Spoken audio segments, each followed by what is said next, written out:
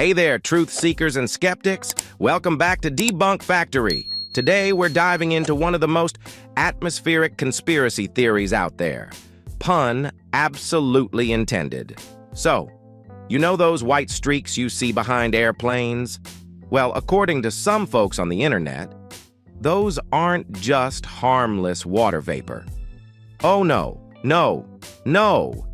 They're actually secret government chemicals being sprayed to control our minds, manipulate the weather, or, I don't know, make us crave more pizza? Welcome to the wonderful world of chemtrails, where every airplane is apparently a flying crop duster and every pilot is secretly working for the Illuminati. Buckle up, because we're about to take this theory for a turbulent ride. All right, let's start with the basics. What exactly are chemtrails supposed to be?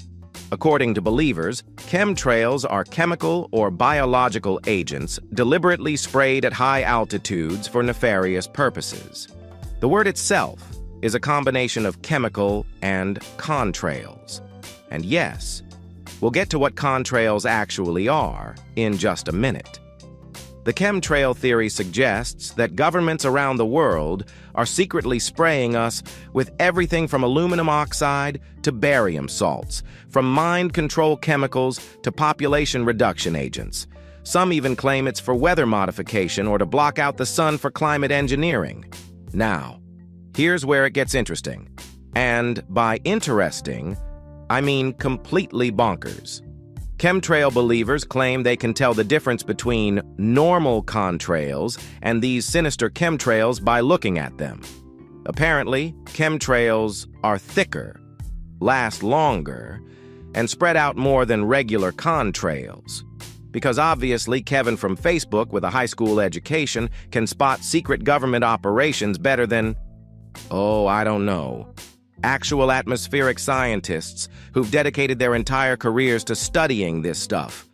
Okay, time for some actual science. Let's talk about what those white streaks really are. They're called contrails, short for condensation trails, and they're about as mysterious as your breath on a cold morning. Here's what actually happens. When a jet engine burns fuel at high altitude, we're talking 26,000 to 40,000 feet up, it produces water vapor and carbon dioxide as byproducts. At those altitudes, temperatures can drop to minus 40 degrees Fahrenheit or lower.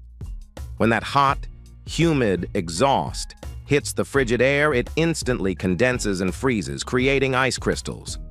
Boom! Contrail formed. It's literally the same physics as seeing your breath on a cold day, just happening at 30,000 feet with jet engines instead of your lungs. Now here's the kicker, and this is where chemtrail believers get really confused. Sometimes these contrails disappear quickly, and sometimes they stick around for hours, spreading out into wispy clouds. Why? It all depends on atmospheric conditions. When the air is dry at high altitude, contrails evaporate quickly. Poof, gone.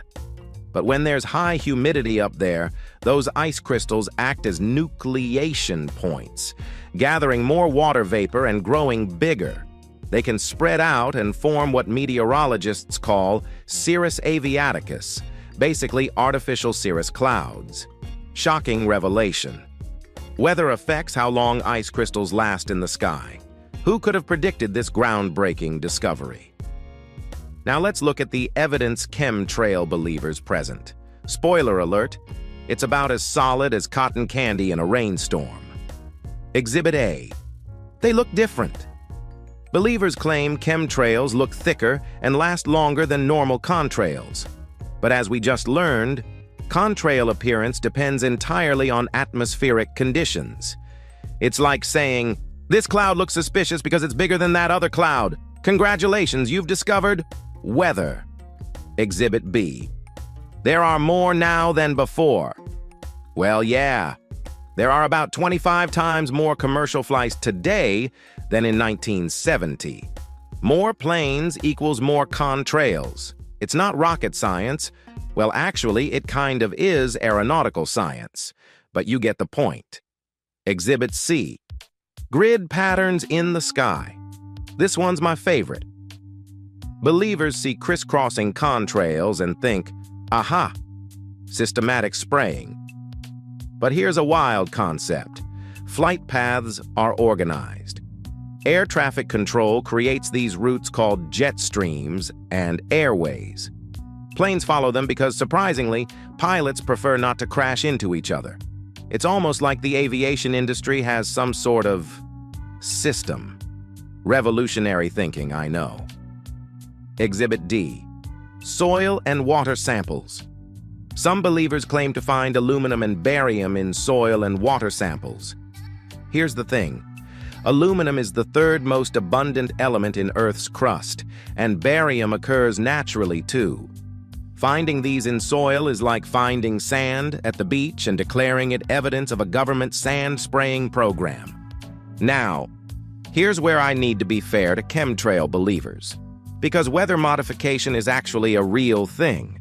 It's called cloud seeding, and it's been around since the 1940s. Cloud seeding involves releasing substances like silver iodide into clouds to encourage precipitation.